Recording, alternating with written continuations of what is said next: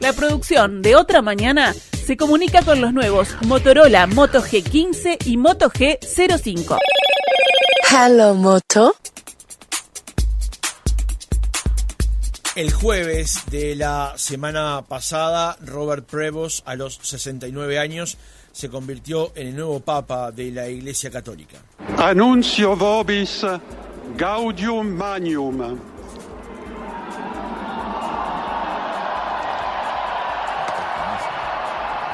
Habemus Papam, eminentissimum, ac reverendissimum Dominum, Dominum Robertum Franciscum, Sancte Romane Ecclesiae Cardinalem Prevost, qui sibi nomen imposuit Leonem XIV. Su elección tuvo lugar luego del más grande cónclave en la historia de la Iglesia, que reunió en la Capilla Sixtina a 133 cardenales electores, y ocurrió 2 semanas después del fallecimiento del Papa Francisco, de Jorge Mario Bergoglio. ¿Qué viene ahora para la Iglesia Católica? ¿Qué nueva puerta se abre? ¿Qué ocurrirá con el legado de Francisco? ¿Y cuáles son las intenciones y las afirmaciones que hará León XIV en su papado? Vamos a conversar de esto esta mañana con una mesa que hemos preparado para todos ustedes, con Rosana Esquef, con el padre Jorge Techera y también con Guzmán Carriquí. Francisco Morales, Otra Mañana. Roxana, ¿cómo estás? Buenos días, gracias por acompañarnos. Pero muy buenos días para todos, gracias por habernos invitado. Roxana es integrante del Centro de Estudios y Difusión de la Doctrina Social Cristiana de Uruguay, integra también la red en estos temas a nivel latinoamericano. Gracias por acompañarnos. Pero muchas gracias a ustedes y sobre todo tengo un título mucho más importante, que es soy abuela de Joaquín y de Tomás. Bien, perfecto. Así o sea que eso es... Que lo tengan presente. Exactamente, eso es lo que me identifica. Lo otro son cosas que uno va haciendo por el camino y posibilidades que va teniendo. Que uno va sumando. Pero esto es el ser. Está con nosotros también el padre Jorge Techera, sacerdote de clero, amigo de la casa durante muchos años aquí en la radio. Jorge, ¿cómo estás? Buen día. Buenos días, un gran saludo, bueno, gracias a ti por invitarnos y un gran saludo a la audiencia, que hace tiempo, este año todavía no me había comunicado con ningún programa. Y a distancia nos acompaña también una personalidad que hace tiempo queríamos tener en el programa y que pudimos incorporar para esta mesa, el doctor Guzmán Carriquiri, docente, profesor, abogado. ¿Cómo le va, doctor? Buenos días. Buenos días, estoy encantado de estar con ustedes. Un abrazo al querido padre Jorge Techera, nos conocemos desde hace tantas décadas. Y a Rosana le mato el punto porque tengo 10 nietos bueno. que son mi corona de gloria. Qué impresionante tener tantos nietos, ¿no? Es impresionante. ¿Y cómo se lidia con esa cantidad de nietos? Es una suma de felicidad. Exacto. Bien. Qué bueno. Bien. Bueno, un gran saludo, Guzmán, también desde aquí. Bueno, nos conocemos también con Guzmán. Sí. Sí, se conocen todos. Estamos en Uruguay. Exactamente. Y los que no están en Uruguay, cuando vamos por ahí, nos encontramos y nos reconocemos. Vamos a conversar Magnífico, es así. A comenzar por lo más básico para los tres, porque esto tiene, por supuesto, derivaciones confesionales, personales, también lo que va a pasar con la Iglesia como institución de aquí en adelante. Pero quería primero una respuesta personal. ¿Qué sentiste el jueves cuando en la tarde humo blanco salió de la chimenea, se anunció luego al nuevo Papa y además conocimos la personalidad, o vamos descubriendo parte de la personalidad de este Papa? A nivel personal, Roxana. Bueno, primero mucha expectativa, mucho pensar, digamos, cómo seguía la historia, pero sabiendo de que él ya tenía un rol preponderante tanto en la Comisión para América Latina como en el Dicasterio de Obispos, entonces, y lo había elegido Francisco. Eso daba por lo menos un signo de esperanza de que este proceso que había empezado la Iglesia con Francisco tenía como muchas probabilidades de continuar. Y a medida que pasan los días uno como que va confirmando esa primera intuición. Jorge. Bueno, la expectativa, por supuesto, ¿no? Claro que uno tiene una certeza, que yo se lo hice la broma a los seminaristas en el anterior cónclave. Me dijeron, Jorge, ¿quién sale? ¿Quién sale Papa? Le digo, ¿no saben todavía? No, ¿y vos sabés? Pero claro. Le digo, va a salir el que el Espíritu Santo haga votar, porque el Espíritu Santo se encarga de que sea elegida la persona que puede responder mejor a la problemática del mundo y a la Iglesia dentro de su misión, que también hay problemas, por supuesto. Así que fue una gran alegría. Sí, estábamos esperando la fumata bianca, cada negra que salía el humito negro, decíamos, no se ponen de acuerdo. Pero bueno, nunca sabremos cómo fue la votación porque eso es secreto y tienen que guardar secreto.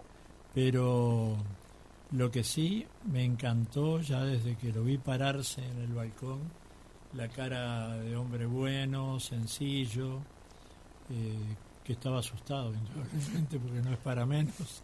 ¿Sabe lo que se viene? Y sí, él, además como él colaboraba los últimos años desde un dicasterio ahí en Roma, que el Papa Francisco lo había invitado a trabajar más de cerca con él, entonces ya él sabía que bueno, que muchas de las cosas que tenía que afrontar Francisco las va a tener que afrontar él también ahora, pero bueno, todos confiamos en el Espíritu Santo, que es el que, aunque no se ve y no se sabe su soplido de dónde viene y a dónde va, como dice la Escritura, sin embargo sabemos que siempre acompaña a la Iglesia en esta etapa, ¿no?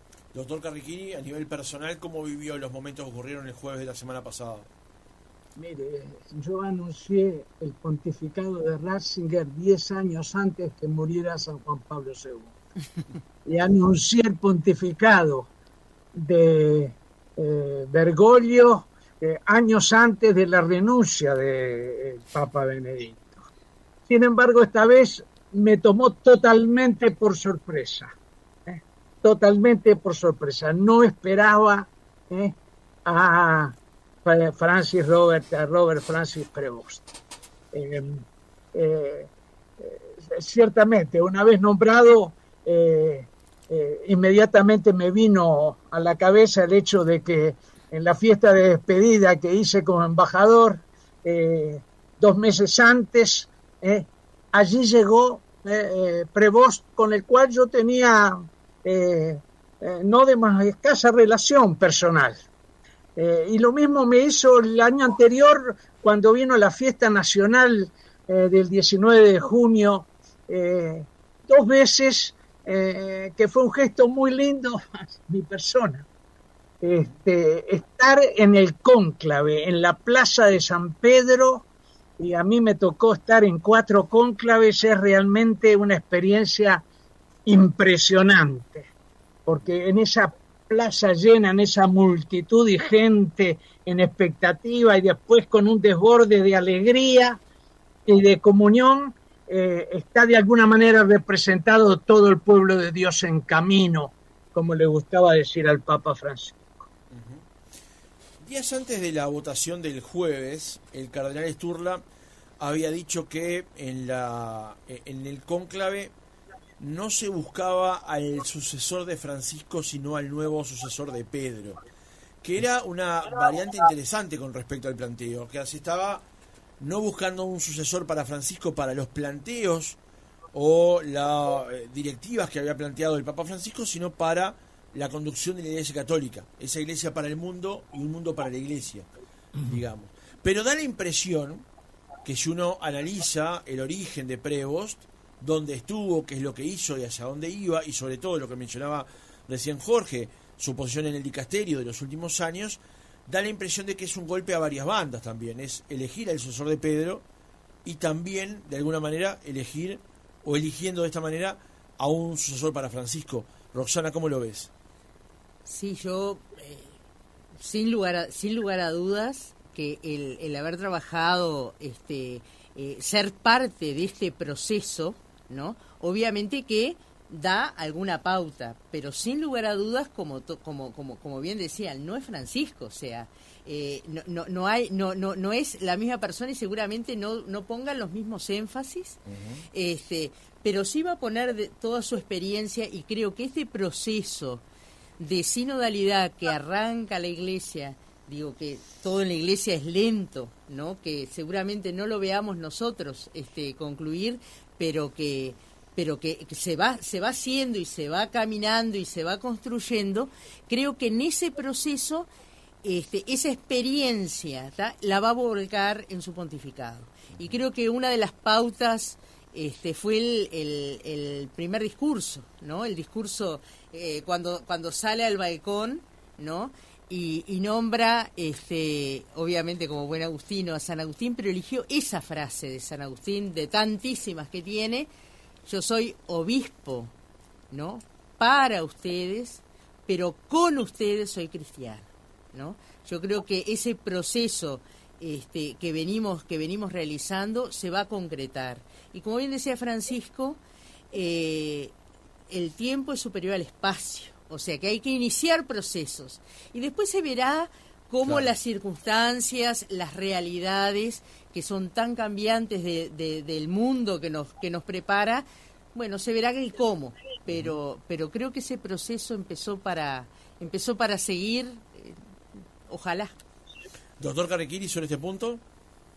Sí, yo pienso que los videos que muestran a León XIV andando a caballo, cantando villancicos con sus feligreses o con las botas puestas en medio de las calles inundadas de Chiclayo, revelan a un pastor con olor a abeja, expresión que es inequívoca de la continuidad de esa línea de iglesia en salida que signó la práctica de Francisco y de su pontificado.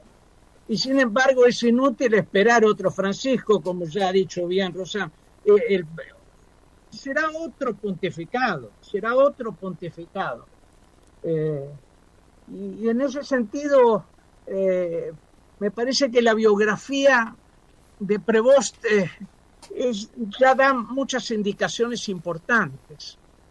Es el segundo papa latinoamericano, el primer papa de las dos Américas. Licenciado en matemática, sacerdote en la zona obrera de Chicago, la ciudad industrial que fue el origen de la celebración del 1 de mayo y la cuna del sindicalismo estadounidense, obispo en Chiclayo, ciudad pobre del Perú profundo, y superior general de la Orden de los Agustinos, que lo llevó a viajar por todo el mundo y, como fue recordado, finalmente titular prefecto del dicasterio para los obispos. Es decir, esas trayectorias le permiten conocer como pocos el mundo en su totalidad, tanto desde abajo como desde arriba. Y eso ya me parece, y además que se ubica dentro de la gran tradición patrística y especialmente de su padre, San Agustín. Me parece que comparar y menos todavía contraponer a los sucesivos pontífices no es una actitud verdaderamente católica. Ahora lo que tenemos que hacer es escuchar, seguir y amar a este Papa que el Espíritu Santo, a través de la libertad responsable e iluminada de los cardenales, nos ha sido dado. Jorge, sobre este punto. Bueno, yo creo que ya en sus primeras palabras ya dio a entender que cree en lo que se venía haciendo y que por lo tanto él, todo lo que sea, por supuesto, para bien de la Iglesia y de la sociedad, lo va a ir asumiendo como propio. Pero ya en el discurso a los cardenales, que eso me parece a mí que fue un momento muy importante donde él les quiso decir lo que iba a hacer, porque las reuniones previas al cónclave son para analizar la situación de la sociedad, la situación de la Iglesia, qué perfil tendría que tener una persona para poder ser elegido papa. Todo eso se hizo. Recuerdo que Francisco un día dijo: yo estoy tratando de hacer lo que me encargaron los cardenales. O sea que no es que uno se corta solo, claro, o que va a cambiar la línea porque cambió la persona, no. Y por ejemplo, el Papa habló de tener en cuenta el Concilio Vaticano II. Dicen los historiadores que a veces que un concilio entre ya puede llevar hasta 100 años, ¿no? Bueno, nosotros llevamos 60 y tantos y todavía hay muchos lugares donde no se conoce. Entonces creo que la tarea del Papa también va por ese lado, de rescatar todo lo que el Espíritu Santo a través de los obispos del mundo nos dijo. Y sobre todo el primer documento, ¿no?, que responde a la pregunta: Iglesia, ¿qué piensas de ti misma? Entonces ahí en la Lumen Gentium se habla de qué es la Iglesia. Y lo dice de una forma clara y no difícil. Dice: la Iglesia es en Cristo como un sacramento de salvación. El sacramento tiene dos aspectos: el signo como tal y la eficacia de la acción, ¿no? O sea, el sacramento actúa. Como, este signo, sacramento de salvación. ¿Qué significa eso? Porque la salvación es tan amplio, ¿no? Bueno, y la salvación tiene que ver, por supuesto, con el proyecto de Dios, que es lo que buscamos hacer y trabajar para eso. El proyecto de Dios, según lo definen los obispos, dicen, es decir, la unidad de todo el género humano con Dios y de los seres humanos entre nosotros. Eso ponen los obispos ya en el documento, la única constitución dogmática que hay en el Concilio Vaticano II, las otras son generalmente pastorales. Y entonces el Papa, al recordar el concilio, indudablemente va a seguir trabajando por la unidad, va a seguir trabajando con esa metodología que es más que una metodología, es una forma de ser que indudablemente es lo sinodal, el caminar juntos, el escuchar. Estaba la expresión también una iglesia abierta, en salida. Bueno, todas esas cosas, si uno se pone a analizar, eso es la iglesia, y si no es eso, es otra cosa. Pero si se quiere ser la iglesia de Jesús, los discípulos de Jesús, y él va recordando mucho eso, ¿no? Por ejemplo, su experiencia pastoral con los más pobres, y está en el Evangelio. Tuve hambre y me dieron de comer, tuve sed y me dieron de beber, y a esos en el juicio final se los llamará: vengan benditos de mi Padre. Y entonces Jesús se identifica con toda esa gente y todo lo que podemos hacer para que puedan vivir una vida más humana. Entonces está en la doctrina social de la Iglesia, pero está en el Evangelio, que es la base de todo, ¿no? O sea, la doctrina social de la Iglesia viene a ser la aplicación del Evangelio a la realidad con la que tratamos. Y ya en tiempo de los apóstoles, la carta del apóstol Santiago que dice: una fe sin obras es muerta. Porque el concilio mismo habla de que uno de los mayores errores de la era moderna es la separación de la fe de la vida. Si yo separo fe y vida, ¿dónde vivo mi fe? En la estratosfera. Pues yo vivo. O la vivo en la vida diaria y se manifiesta el amor de Dios a través de las actitudes de los que creen en Él, o no se sabe qué hace uno con la fe. Así que creo que es muy importante saber que estos llamados que hace el Papa al concilio, a la sinodalidad, esas 2 veces que lo nombra en su discurso ahí en el balcón en la Plaza de San Pedro, quiere decir que todo lo que hay de evangelio, eso va a seguir. Ahora la forma de hacerlo, la forma de decirlo, eso depende mucho de cada persona, por supuesto, y cada uno tiene una característica. Un figlio di Sant'Agostino. Soy un hijo de San Agustín. Agustino. Che ha detto: con voi sono cristiano, con ustedes e per soy voi cristiano vescovo. y para ustedes obispo. En questo senso possiamo Y en este tutti sentido podemos camminare todos insieme caminar juntos verso quella patria hacia esa patria, la quale Dio ci ha la cual preparato. Dios nos ha preparado. Doctor Carrequiri, ¿qué implica que León XIV sea agustino, de San Agustín? San Agustín es uno de los grandes padres de la Iglesia. La tradición agustiniana ha crecido muchísimo en la conciencia de la Iglesia en las últimas décadas. El Papa Benedicto, como grandísimo teólogo, era un gran agustiniano. Así que hay quien sugiere una idea muy interesante. San Agustín trata de... Primero de todo, San Agustín es el padre de la primacía de la gracia. ¿Qué quiere decir esto? La invitación primera a un encuentro y seguimiento de Cristo. Esa es la gracia de Dios.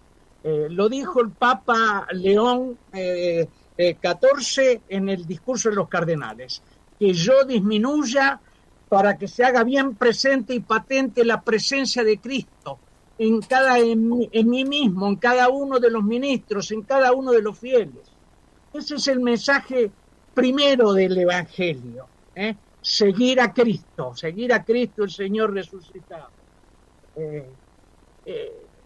Pero además hay una sugerencia muy especial, porque San Agustín fue quien, de alguna manera, durante el derrumbe del imperio romano, trató de ayudar a disociar el destino de la Iglesia de ese derrumbe del imperio romano, donde la Iglesia anteriormente estaba encarnada. Hoy se habla de la crisis del mundo occidental, de la crisis del imperio occidental, y la Iglesia se muestra con Prevost más católica que nunca. Yo diría otra cosa importante. El Papa es custodio de la gran tradición católica, en la que los padres y San Agustín tienen con el Evangelio y la patrística, tenemos a la gran tradición católica. Pues bien, esa tradición católica es absolutamente fundamental para ser custodiada, ante todo por el sucesor de Pedro. Pero el sucesor de Pedro es al mismo tiempo ministro de la unidad de toda la catolicidad. Pienso de que el Papa León XIV va a ayudar a reconstruir más la unidad de la Iglesia, que estaba muy tensa, en algunos momentos dividida. Fíjense ustedes que el lugar de mayor división de una iglesia a nivel nacional es propiamente la Iglesia de los Estados Unidos. Pienso que el trabajo del Papa León XIII será un trabajo de reconstrucción de la unidad, y después la tercera cuestión fundamental como misión del sucesor de Pedro, propagar el Evangelio a todos los confines de la tierra. Propagar el Evangelio, como decía Papa Francisco, a todas las periferias geográficas y existenciales. ¿Y quién dice que la Europa no sea una periferia existencial hoy día? En ese sentido, me parece que el Papa va a tener que estar a la escucha de todos los signos, de todas las huellas, de todas las búsquedas, aún ambiguas, en donde emerjan los deseos connaturales del corazón del hombre que piden más amor, más verdad, más felicidad y más justicia, para poder anunciar a Cristo como razón de nuestra esperanza, como cumplimiento de los anhelos de nuestro corazón. Estamos llenos de alegría y de entusiasmo por el pontificado. Roxana, te veía sentir con la cabeza cuando el doctor Carriquiri hablaba y iba haciendo su planteo. Claro, porque me parece que el carácter de misionero, de haber sido misionero en un lugar ajeno al suyo, también te da una cantidad de pautas de saber dónde está esa necesidad y dónde está, digamos, eso que hay que custodiar. Y como bien decía Carriquiri, y a mí me remite a una frase de Francisco también en la autobiografía que recoge, digamos, un poco una frase de Mahler, ¿no?, sobre la tradición, que dice la tradición, y a veces eso nos cuesta a nosotros, no es adorar cenizas, es custodiar el fuego, es realmente custodiar el fuego. Y yo creo que ahí es un poco el gran desafío que tenemos, que ese fuego lo podamos contagiar y lo podamos hacer. Creo que en esta experiencia personal de haber vivido como misionero, creo que esa invitación a todos a vivir la experiencia es digamos como casi natural, ¿no? Jorge, Papa agustiniano. Sí, la vida religiosa, por ejemplo, en el caso de nuestro cardenal, ocupa en las tareas que tiene, por ejemplo, la congregación, que es educadora, bueno, atención de los colegios, todo eso, y para mucha gente eso no le llega, pero sí le llega la tarea de la parroquia. El hecho de que haya sido misionero y que haya estado en esa diócesis, realmente como que lo ha sensibilizado muchísimo cuál es la situación de la gente pobre.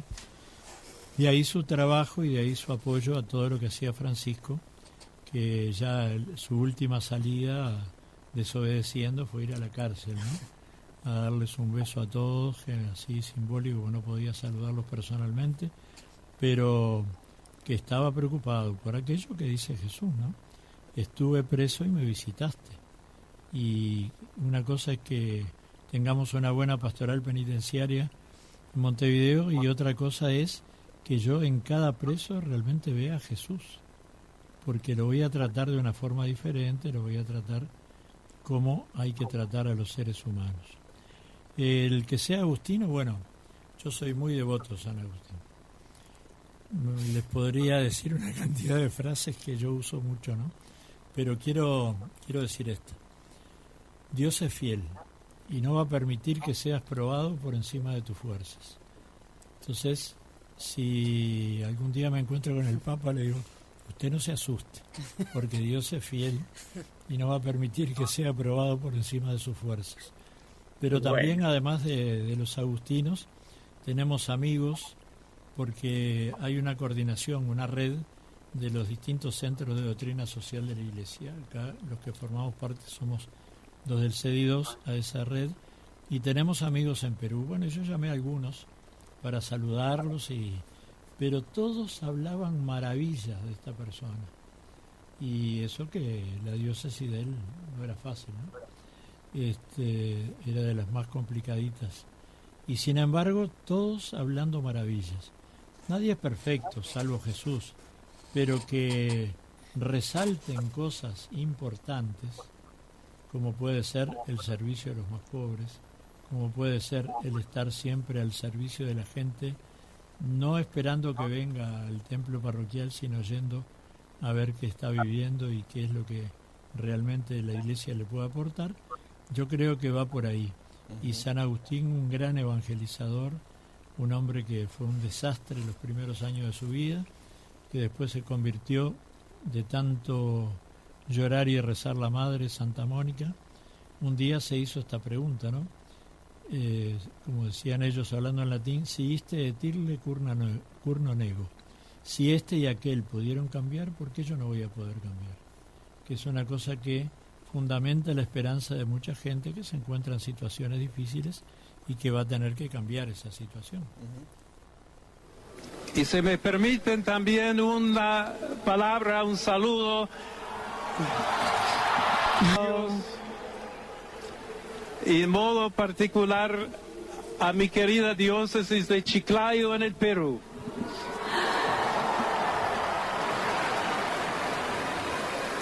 Donde un pueblo fiel ha acompañado a su obispo, ha compartido su fe y ha dado tanto para seguir siendo iglesia fiel de Jesucristo. Confieso que me pareció un discurso muy potente el que hizo León XIV ni bien asumió, teniendo en cuenta que desde que los cardenales lo votaron hasta que él salió al balcón habrán pasado 45 o 50 minutos. Y esbozar ese discurso tan rápido, con la profundidad con la que lo hizo, realmente me pareció muy interesante. Y ni que hablar que a cualquier sudamericano le llama la atención y lo emociona cuando un papa habla en español. Recién poníamos este audio al aire y Roxana revivía esa emoción. Sin lugar a dudas, porque no solamente porque yo creo que es valorar la cultura que lo acogió. Más allá de que él domina 4 idiomas, porque además es hijo de migrantes, que eso también es un matiz que no es menor, ¿no? Su mamá era española y su papá era francés, entonces digo, es hijo de migrantes, tiene como ese combo, ¿no? Que uno lo puede asimilar a la experiencia por ahí personal, pero eso de valorar el lugar que no es su idioma original, que sí lo usó en los cardenales, cuando la homilía de los cardenales, que también usó el inglés como para valorizar su lengua natal, su lengua natal y sus raíces, ¿no? Pero digo, más allá de valorar sus raíces, a mí me parece que eso fue un signo precioso de valorar la cultura que lo acoge y de valorar también la diversidad de esa cultura. Ayer que se hizo el jubileo de las iglesias orientales, él ponía mucho énfasis también en eso, no a la uniformidad, no a que todos seamos lo mismo, o sea, valorar esa diversidad que tenemos de cultos, de maneras, de formas, ¿no? Y que obviamente que nos da, digamos, nos retrotrae a esa imagen tan gráfica de Francisco del Poliedro, ¿no? No somos todos pegaditos, sino esa unidad en la diversidad y valorarla. A mí me parece que eso fue un gesto que, si para nosotros tuvo la emoción que tuvo, para la gente de Chiclayo ni que decir tal vez, ¿no? Yo empecé a ver luego cuando llegué a mi casa, después de la transmisión especial que hicimos aquí con Daniel Bianchi, a la cadena latina en Perú, y estaban recorriendo todos los lugares de Perú, en particular obviamente Chiclayo y algunas otras localidades, y la emoción que tenía era imposible de advertir solamente a través de la pantalla, digamos, ¿no? Era realmente complicado.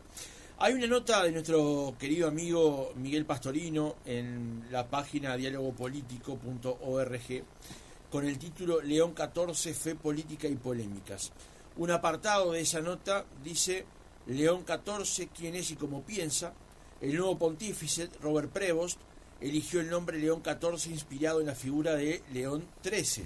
Se lo recuerda como el papa de las grandes reformas sociales, el iniciador de la moderna doctrina social de la Iglesia, que abordó la cuestión obrera haciendo frente a los problemas sociales que generó la revolución industrial, lo que mencionaba recién el doctor Carriquiri, nacido en Chicago, la ciudad de los vientos, pero también parte de la matriz de la visión sindical que hoy tiene el mundo, digamos. Prevost entiende que el gran desafío actual es la nueva revolución, lo dijo además, considerando factores como la inteligencia artificial. Su perfil muestra una gran sensibilidad por los más pobres, por los trabajadores y por los migrantes, lo que decía recién Roxana. Doctor Carriquiri, para poner en contexto, ¿qué significa que León XIV haya elegido el nombre León justamente? Haya elegido el nombre León, en continuidad de León XIII. De León XIV. Bueno, él lo dijo concretamente, ¿no? Se inspiró en el Papa de la Rerum Novarum, Le Cose Nuove. Y cuántas cosas nuevas estamos viendo en este giro epocal, en esta transformación geopolítica y cultural del mundo que estamos viviendo. En plena revolución tecnológica y desarrollo de la inteligencia artificial. El Papa León XIV se propone ciertamente reactualizar la doctrina social de la Iglesia para salir al encuentro de las cosas nuevas de nuestro concreto tiempo histórico. Es curioso que nadie haya señalado que León XIII es también el Papa de la Aeternis Patris, una encíclica en la que el Papa León XIII recuperó toda la actualizó toda la gran tradición patrística de la Iglesia, entre ellos de San Agustín. Así que pienso de que en ese afrontar el mundo contemporáneo, el tema de la paz va a seguir siendo capital. A mí me encantó que el primer saludo fuera el saludo pascual de Cristo resucitado. La paz sea con todos ustedes. Paz desarmada y desarmante. Y en estos momentos en donde hay negociaciones a todos los niveles con tanto de ambigüedad, pero que finalmente no se está bloqueado en un teatro de guerra, sino de que comienzan diálogos todavía incipientes que no se sabe a dónde van a llegar. Esta disponibilidad que el Papa León XIV da del Vaticano como lugar de disposición, incluso a mediaciones, para que los enemigos se encuentren, para que negocien, para que traten, para que dialoguen, para que busquen acuerdos. Pienso que solo la Iglesia puede ser este sacramento de reconciliación, de una renovada fraternidad en un tiempo de laceraciones, de fragmentaciones, de exacerbación de todos los conflictos. Esta que menciona el doctor Carriquiri es una novedad de las últimas horas, donde el Papa León XIV ofrece la mediación y las buenas intenciones de la Iglesia Católica para mediar en varios de los conflictos que hoy por hoy ocurren en el mundo. En un día más señalado, porque se está dando esta negociación en Estambul, en Rusia, Ucrania y Estados Unidos, luego de lo que ha sido la invasión de Rusia a Ucrania de hace algunos años. Padre Techera, con respecto a la elección de León XIV por parte de Prevost.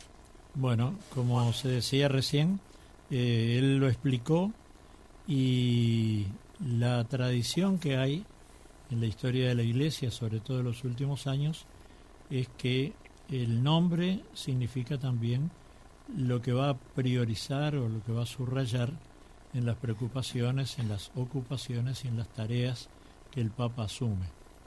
Por ejemplo, Francisco. Bueno, indudablemente todo el tema ecológico que nos ayudó a revivir el Papa Francisco está apoyado por la imagen de San Francisco de Asís. La casa común. Ahí está, el cuidado de la casa común. Juan Pablo II se iba a poner solo Pablo, pero como estaba Juan Pablo I, quiso decir, bueno, yo voy a hacer lo que él no pudo hacer porque murió en pocos días. Fueron 33 días, ¿no? 33 días. Y bueno, eso es lo que tiene de bueno, que él pueda elegir de acuerdo a la misión.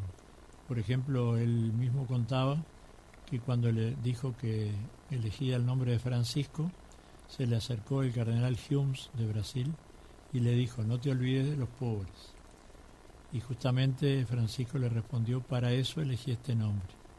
Bueno, y así la tarea que desarrolló tiene esas características. Esto pasa a veces en algunas congregaciones religiosas, cuando uno entra le cambian el nombre. Y tiene un fundamento bíblico. Por ejemplo, cuando Dios le encomendó a Abraham la misión, entonces le cambió el nombre. Y de esa manera entonces quiere decir que comienza una cosa nueva, ¿no? Uh-huh. Bueno, él, tomando el nombre de León, incorpora nuevamente esa preocupación de la Iglesia por todo lo social, porque es ahí donde realmente está la gente que más necesita, ¿no? Y entonces, para mí hay una gran confianza que lo va a saber hacer muy, pero muy bien, y además está muy bien asesorado, porque una de las señales, digamos, de inteligencia natural, no artificial, es que nadie puede saber de todo. Entonces, rodearse de determinada gente que entiende determinados temas. Por ejemplo, cuando la Laudato Si, sobre el cuidado de la casa común, él pidió a alguna gente que le hiciera un esquema. Y cuando se lo trajeron, dice, yo me expresé mal, dice, no era esto lo que les había pedido, pero capaz que me expresé mal. Yo lo que quiero es esto y esto y esto y esto. Y tuvimos una experiencia muy interesante, porque un día que teníamos en el centro nuestro, en el CEDIOS, una charla sobre la Laudato Si, cuando entramos a pensarla, yo fui a hablar con el decano de la Facultad de Ciencias, a ver si él se animaba a tomar una parte de esa conferencia, o sea, iba a ser una especie de panel también. Y él me dijo, no, yo no, dice, yo me estoy dedicando mucho a la filosofía, pero tengo acá un genio, que ahora no lo voy a nombrar porque no le pedí permiso. Tengo un genio acá, dice que no es cristiano, pero es el que más sabe, yo creo que en toda América, de ecología y del cuidado de la casa común. Bueno, yo le hablo y después me llamó por teléfono, sí, mira, acepta. Y bueno, te llevo el documento. Y comenzó, me acuerdo como si fuera hoy, la charla ahí diciendo, tengo que reconocer que es la primera vez en mi vida que tengo un documento de la Iglesia Católica en mis manos. Pero tengo que certificar, para el que quiera y necesite, que nunca me imaginé que podía haber un documento científicamente tan perfecto y avanzado y con pistas de acción sencillas al alcance de todos. Así comenzó la conferencia de él, ¿no? Y a nosotros nos llegaban muchas cosas que el Papa iba haciendo por debajo, y bueno, tanto que llegó a decir, cuando fueron ustedes, Rosana, a verlo, ¿no?, que la doctrina social de la Iglesia era un tesoro de la Iglesia, pero un tesoro tan escondido que algunos se olvidaron. Claro. Y no se puede vivir la fe si no es en el mundo. Entonces, lo demás es teoría, ¿no? Pero cuando uno aterriza, y la teoría es importante también, una buena teoría, cuando uno aterriza y aplica criterios convenientes, entonces yo creo que, bueno, ya lo quiso expresar también Continuidad de León. O sea, como que también expresa, acepto tener que ser papa en una situación difícil, porque si hubo una primera revolución industrial en tiempo de León XIII, hubo también, está habiendo otra revolución con toda la temática del trabajo, con la tecnología, con la misma inteligencia artificial. Ahora, con respecto a esto que tú estás diciendo, Jorge, lo que decía el doctor Carriquiri, he escuchado esta frase en los últimos tiempos, a ver si este es un cambio de época o una época de cambios. Ajá. Y la verdad que no sé con qué versión de la frase quedarme, porque me da la impresión de que las dos tienen mucho de sentido, ¿no? Que es un cambio de época, es bastante evidente, que es una época de cambios también, porque nos acostamos con una verdad y da la impresión de que 6 horas después nos levantamos con otra distinta, ¿no? Claro, yo creo que se influyen mutuamente las visiones, ¿no? Exactamente. Para algunos aspectos es un cambio de época, y sobre todo para los que somos muy veteranos, nos resulta así, ¿no? Y eso también supone que hay que ir cambiando en cosas que no pueden seguir igual si queremos vivir algo nuevo. Doctor Carriquiri, un último apunte. Sí, nosotros hemos hecho reflexiones generales, creo que muy válidas, que pueden ser muy útiles, espero, a muchos oyentes de Radio Oriental, pero hay una pregunta que es la pregunta que creo que es más decisiva, que se nos hace a cada uno, es ¿qué significan para mi vida de creyente estos grandes acontecimientos de la Iglesia? ¿Qué significan para mi corazón de cristiano? ¿Qué significan para mi vida de cristiano? ¿Qué me llaman a cambiar en mi vida de cristiano? ¿Qué me llaman a vivir en mi vida de cristiano? Me parece que estos grandes acontecimientos de la Iglesia, cierto, nos abren grandes horizontes, pero nos plantean preguntas, nos despiertan exigencias, nos hacen sentir necesidades para que nuestra respuesta no sea tan mezquina en relación al grande don de la fe que se nos ha sido dado. A mí me gustaría que esta pregunta se la plantearan en el corazón no solo los creyentes, sino todos los uruguayos, más allá de las barreras, de los muros, de los prejuicios o de las distancias. me parece fundamental no quedarse indiferentes delante de grandes acontecimientos, que nos llegan por todas partes. Roxana, un último apunte. Un matiz que no apuntamos al principio, pero hoy es 15 de mayo. Hoy hace 134 años que se publicó la Rerum Novarum, ¿no? Que además después, digamos, sucesivos papas han retomado, y como bien decíamos, en los distintos cambios, en las distintas épocas, cada uno le ha ido poniendo, digamos, tomando de aquel documento lo que servía y ajustándolo a la realidad, que creo que es un poco lo que va a pasar, hoy. Pero no es menor que también haya sido elegido el día de la Virgen de Pompeya, ¿no? Él puso mucho énfasis también en María en su primer discurso, y nosotros buscando un poquito esta cantidad de información que llega estos días, ¿no? Esa oración frente a la Madre del Buen Consejo, ¿no? Que decían que era, bueno, en un momento se le llamó la Madonna de los Papas, pero que buscando información también tiene un punto de contacto con León XIII, porque León XIII nace en un pueblo, digamos, donde la Madre del Buen Consejo estaba, digamos, los agustinos tienen, digamos, como esa advocación especial, y había un convento agustino. En épocas de Napoleón pierden los agustinos el convento, y quien toma, de alguna manera lo retiene para sí y lo cuida, es el papá de quien va a ser León XIII en su pueblo, y permite que una vez que León XIII asume, digamos, ya papa, vuelven al carpintero romano los agustinos. Y me parece que esa también, ese punto de contacto con la Virgen le da también esa maternidad y esa acogida importante. Así que bueno, mucha esperanza. En el Jubileo de la Esperanza, mucha esperanza.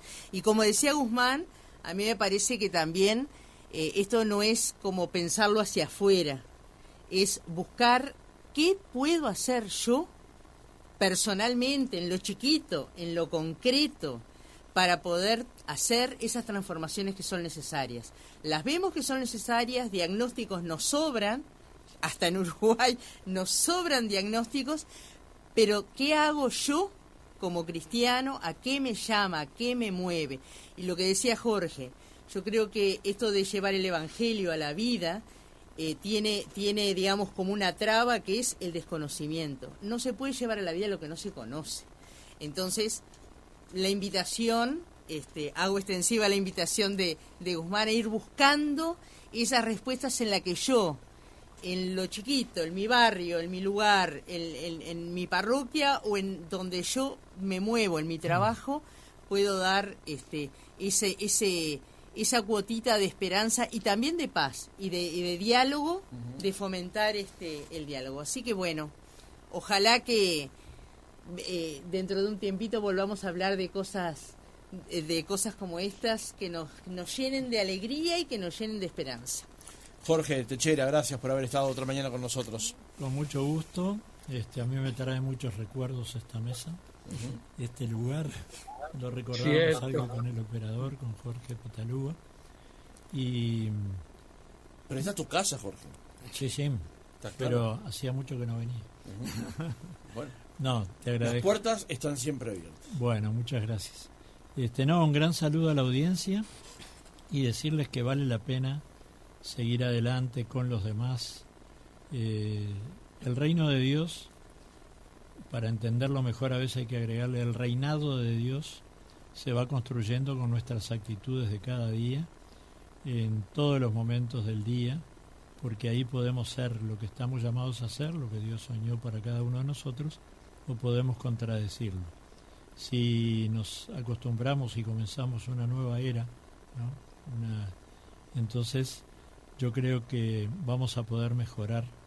Y quiero terminar con algo de la Madre Teresa de Calcuta.